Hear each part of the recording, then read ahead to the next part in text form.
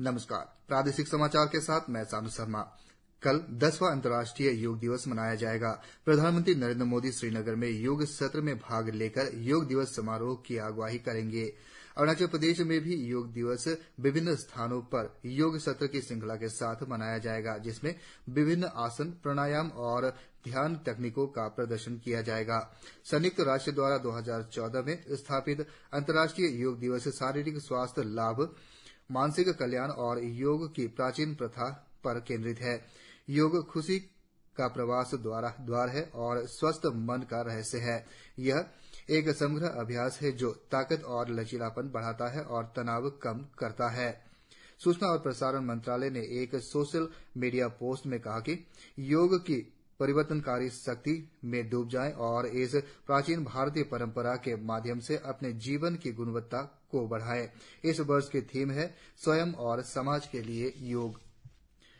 वित्तीय एवं कॉरपोरेट मामलों के मंत्री निर्मला सीतारमण ने आज नई दिल्ली में वित्तीय एवं पूंजी बाजार क्षेत्र के प्रमुख विशेषज्ञों के साथ दूसरे बजट पूर्व परामर्श की अध्यक्षता की। यह बैठक आगामी आम बजट 2024-25 के संबंध में आयोजित की गई थी। बजट पूर्व परामर्श बैठक में केंद्रीय वित्त राज्य मंत्री पंकज चौधरी, वित्त सचिव, आर्थिक मामलों, राजस्व, वित्तीय सेवाओं और कॉरपोरेट मामलों के विभाग के सचिव और मुख्य आर्थिक सलाहकार भी शामिल हुए। इससे पहले कल मंत्री ने प्रमुख अर्थशास्त्रियों के साथ बजट पूर्व परामर्श के पहले दौर की अध्यक्षता की थी। यूजीसी नेट जून 2024 परीक्षा को सरकार ने रद्द कर दिया है, क्योंकि भारतीय साइबर अपराध समन्वय केंद्र से मिली जानकारी से संकेत मिलता है कि परीक्षा की सत्यानिष्ठा में समझौता किया गया है। बाद में एक नई परीक्षा आयोजित की जाएगी, जिसके लिए जानकारी अलग से साझा किया जाएगा। मामले की गहन जांच के लिए मामले को केंद्रीय जांच ब्यूरो सीबीआई को सौंपा जा रहा है। राष्ट्रीय परीक्षा एजेंसी एनटीए ने मंगलवार को देश के विभिन्न शहरों में 2 पालियों में यूजीसी नेट जून 2024 परीक्षा आयोजित की।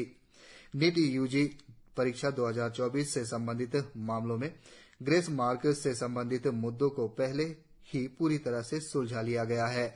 पटना में परीक्षा के संचालन में कथित कुछ अनियमितताओं के संबंध में आर्थिक अपराध इकाई बिहार पुलिस से एक विस्तृत रिपोर्ट मांगी गई है।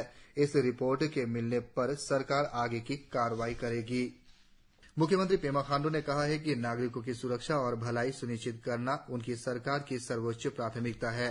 मानसून की तैयारियों का आकलन करने के लिए आपदा प्रबंधन विभाग के साथ समीक्षा बैठक की अध्यक्षता के बाद मुख्यमंत्री ने एक्स पर पोस्ट में कहा, हमारे नागरिकों की सुरक्षा और भलाई सुनिश्चित करना हमारी सर्वोच्च प्राथमिकता है। हम मानसून से संबंधित चुनौतियों का प्रभावी ढंग से प्रबंधन और शमन करने के लिए सक्रिय उपायों और समन्वित प्रयासों के लिए प्रतिबद्ध है। उन्होंने कहा, हमने बैठक में मानसून के दौरान अपने नागरिकों और उनकी संपत्ति की सुरक्षा सुनिश्चित करने के प्रयासों की गति को तेज करने का फैसला किया। राज्य के कृषि मंत्री गैब्रियल डी वांगसू ने सिविल सचिवालय में अपने विभाग के अधिकारियों के साथ बातचीत सह समीक्षा बैठक में आग्रह किया कि योजना को टुकड़ों में बांटने के बजाय उचित योजना के साथ लागू किया जाना चाहिए। पीएम किसान योजना के तहत लाभार्थियों की उचित पहचान पर जोर देते हुए उन्होंने विभाग से पीएम किसान योजना के तहत किसानों के पंजीकरण में कड़ी निगरानी रखने और दिशा निर्देश का सख्ती से पालन करने का आग्रह किया। मंत्री ने विभाग को राज्य में कृषि क्षेत्र में बेरोजगार के लिए बीएससी स्नातकों और बेरोजगार युवाओं के लिए एक प्रशिक्षण मॉड्यूल विकसित करने का निर्देश दिया।